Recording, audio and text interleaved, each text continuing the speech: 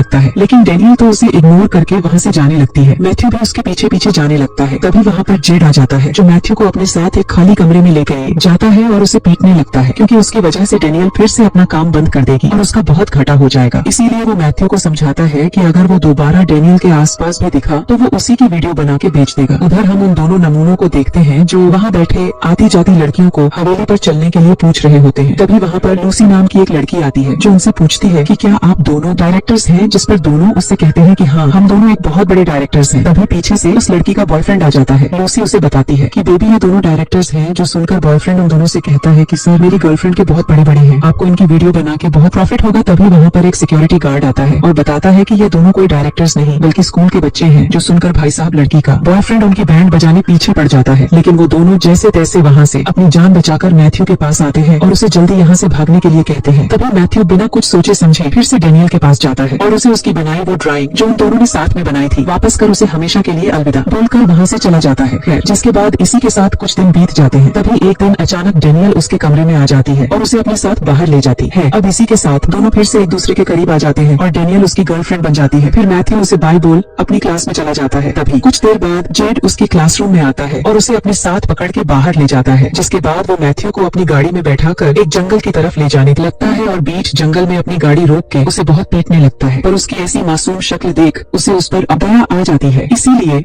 वह उसे दर्द की गोली देता है, जो दरअसल ड्रग्स थे। पर मैथ्यू को इसके बारे में नहीं पता था, इसीलिए वह उसे दर्द की गोली समझ के खा लेता है। फिर जेड उसे अपने साथ जंगल के उस तरफ ले जाने लगता है और उससे कहता है अगर उसे डेनियल चाहिए तो उसे उसके बदले मेरा एक काम करना होगा। जिसके बाद वह उसे लेके जंगल के बीचों बीच बॉस माफिया के घर में ले आता है और उससे कहता है हम दोनों ने साथ में यह बिजनेस स्टार्ट किया था, पर वो धोखा देके मुझसे आगे निकल गया, इसीलिए तुम्हें उसके घर से उसकी ट्रॉफी चुरा के लानी है। फिर मैथ्यू उसके बोलने पर बॉस माफिया के घर में घुस जाता है और उसकी ट्रॉफी ढूंढने लगता है। इधर से जेड बॉस माफिया और पुलिस वालों को कॉल करके मैथ्यू के बारे में बता देता है कि वो यहाँ से ट्रॉफी चोरी कर रहा है। उधर मैथ्यू जैसे ही ट्रॉफी उठाता है, बॉस माफिया उसे देख लेता है, जिसके बाद वो जल्दी से ट्रॉफी के लेकर जेड के पास भागने लगता है, लेकिन जेड उसे मिडिल फिंगर दिखा के वहाँ से चला जाता है। पर मैथ्यू जैसे तैसे पुलिस वालों से अपनी जान बचा के वहाँ से चला जाता है। अब इसी के साथ कुछ दिन बीत जाता है। तब एक दिन मैथ्यू फिर से अपने बाप के अकाउंट से पैसे निकालने बैंक में जाता है। तभी मिस मैरी उसे बताती है कि तुम्हारे बाप के अकाउंट में अभी एक भी रुपए नहीं है, बल्कि तुम्हारे ऊपर 2 लाख का लोन और है, क्योंकि अभी थोड़ी देर पहले ही जेड नाम का एक आदमी सारे पैसे निकाल के 2 लाख का लोन और लेके गया है। दरअसल ये काम जेड का था, क्योंकि उस दिन मैथ्यू ही उसे अपना बाप बना के यहाँ लाया था। अब यह सुन उसकी तो सांसें रुकने लगती है। तभी मैरी उससे कहती है कि अगर सोमवार तक उसने लोन नहीं चुकाया तो वो पुलिस को फोन कर देगी। खैर, अब बेचारे मैथ्यू को कुछ भी समझ नहीं आ रहा था कि वो क्या करे, इसीलिए वह डेनियल के पास चला जाता है और उसे इन सब के बारे में बताता है। जो सुन डेनियल उससे कहती है कि लोन चुकाने में वो उसकी पूरी मदद करेगी। जिसके बाद वो डेनियल के साथ उस ट्रॉफी को लेके बॉस माफिया के पास वापस आता है और उससे इन सब के लिए माफी मांगते हुए उसे डेनियल के साथ 2 घंटे की लेन देन के बदले 2 लाख की डील डन कर पैसों का इंतजाम कर लेता है। जिसके बाद वो दोनों एक साथ हमेशा खुशी खुशी रहने लगते हैं और इसी के साथ हमारी इस कहानी का दी एंड हो जाता है। ऐसे ही इंटरेस्टिंग वीडियो देखने के लिए मेरे चैनल को सब्सक्राइब करके बेल आइकॉन प्रेस करना, जिससे आने वाली वीडियो मिस ना हो। तो मिलते हैं अगली वीडियो में। धन्यवाद।